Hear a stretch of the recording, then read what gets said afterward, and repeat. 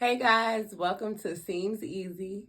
This is the class where I'm going to teach you how to sew and how to do things and tricks and tips on the sewing world. And my first thing today is Workroom Tools. Today we're working with all the different types of stuff that we have in the sewing room, and I wanted to explain them so that you know all the things you need and what you need them for, and a little more detail into it.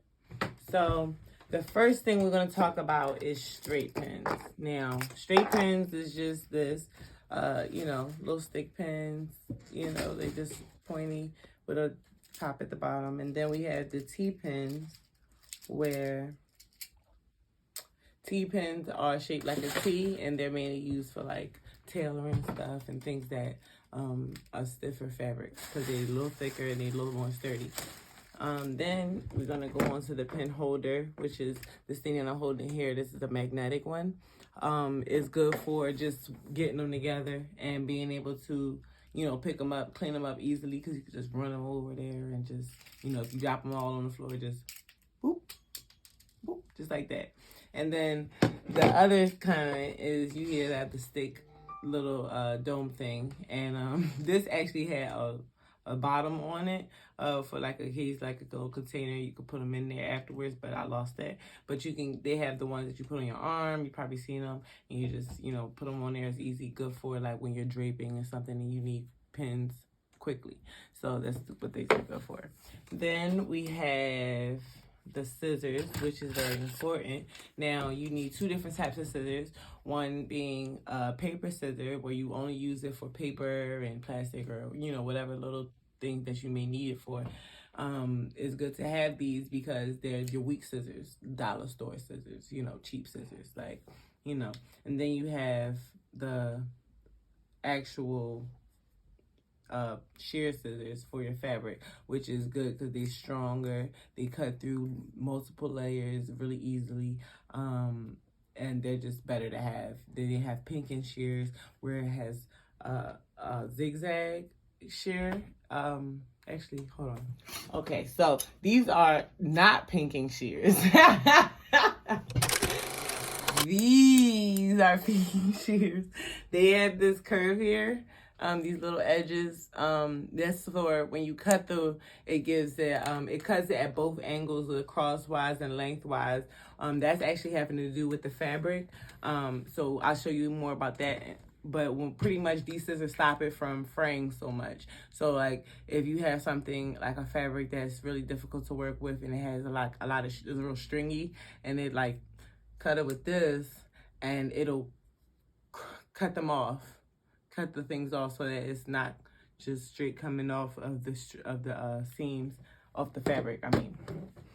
Then we have the cutter, and the cutter is for like people they use this a lot in industrial stuff when they cutting stuff like large things on the table. You usually use a cutting mat because it doesn't work the same if you're not on a cutting mat because it's not smooth surface.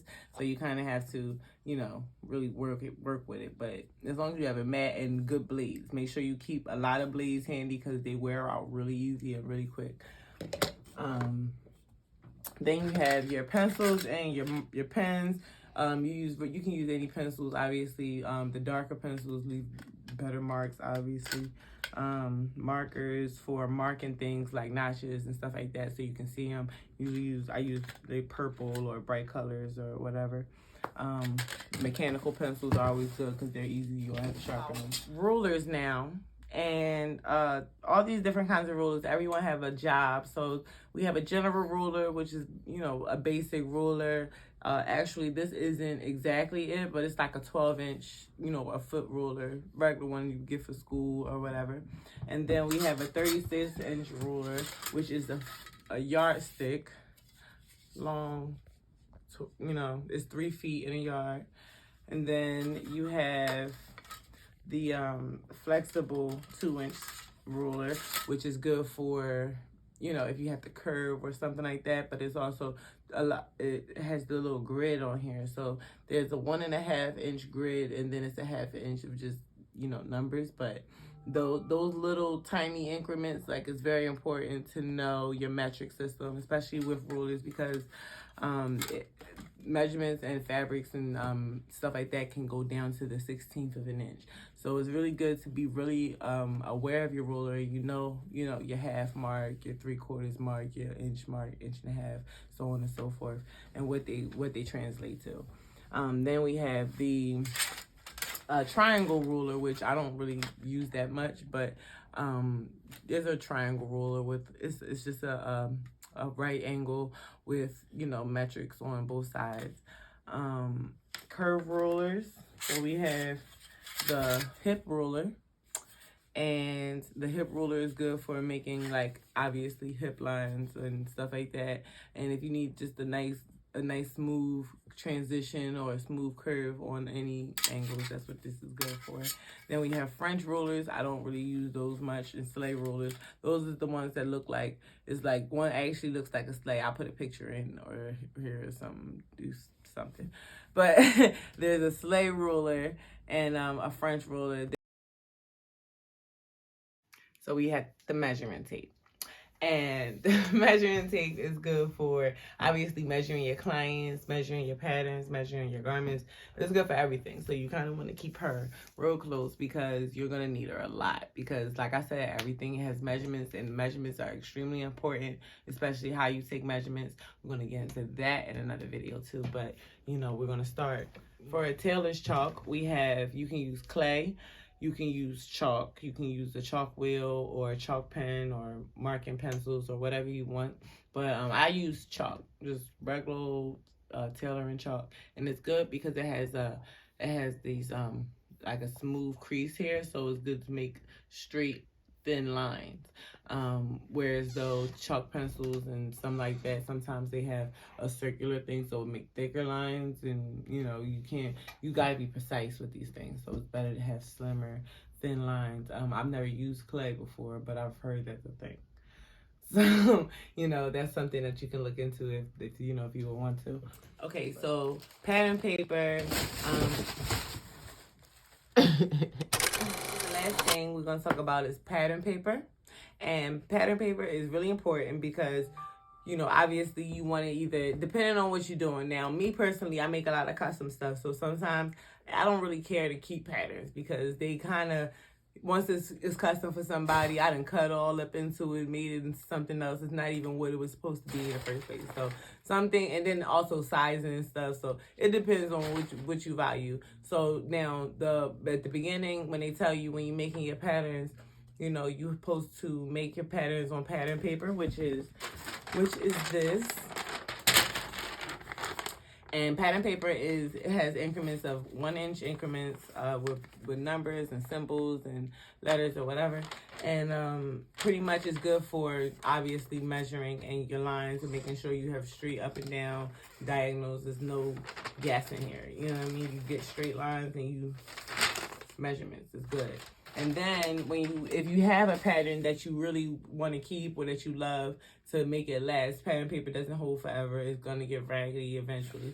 Then you buy oak tag paper, which is oak tag.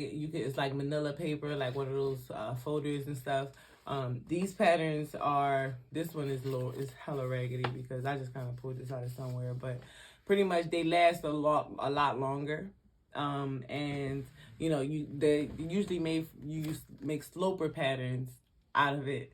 So like slopers is like the basic of basic patterns. So it's like if you're making a skirt, it's the basic of basic skirts. A top, any kind of top, they all start at the same place, and then everything is taken away or added to. So it starts at a sloper and then it goes there. So sloper paper. And then you have your tracing paper, which is good for tracing. Now, this stuff I got from my old job when I used to, they print on a lot of their paper. I mean, they print on their fabric. So the fabric that they use, the paper that they use to print with it, to layer it so that it don't burn in the iron, is what I use to trace it. This stuff here is just a thin, like almost like wax paper type stuff, but it's I'm not sure actually where to get this from, but there's a lot of different things that like a thin, like you can't get this at Michael's, but it's a thin paper though. It's a pretty, you can find any kind of thin paper that you can see through. to be able to do. I used to use plastic. I used to go to Walmart and get the thick plastic that you use to cover your windows when it's cold and you need insulation. But that plastic is really good for you be able to see through it, and it holds really long. It doesn't rip. It's plastic. And then you have the brown, throw it away.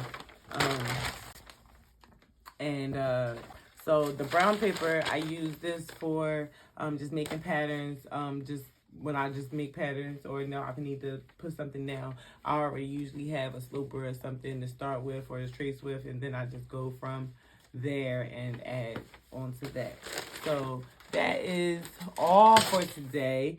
Those are all my little things that I need for my song. Oh, I almost forgot my little snippers. Okay, you gotta use your snippers. Now the snips is good for cutting loose threads, trims, and all that stuff. And also your iron. Now I'm not gonna put my iron up. I mean, I got a pretty decent iron. The thing is, it's really good. Your iron is your best friend. Iron is your best friend.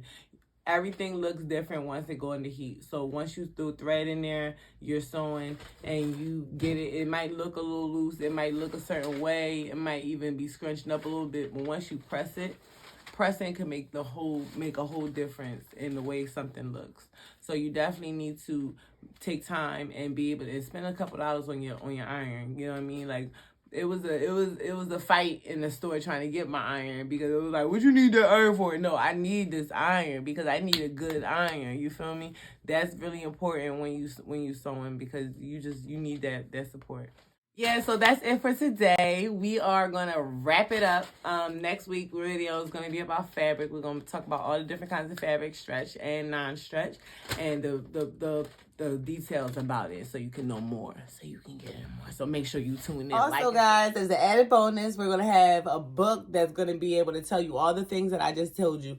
It's going to list all the different items that you can use, and it's going to have all the details and everything like that. And in the back of the book, you'll be able to write notes, so you can keep up and keep notes and track everything while you're sewing with me, while you're learning with me, growing with me. Let's go. Make sure you like and subscribe. You hit that cowbell so you can see when I'm making my new videos and stuff is coming out.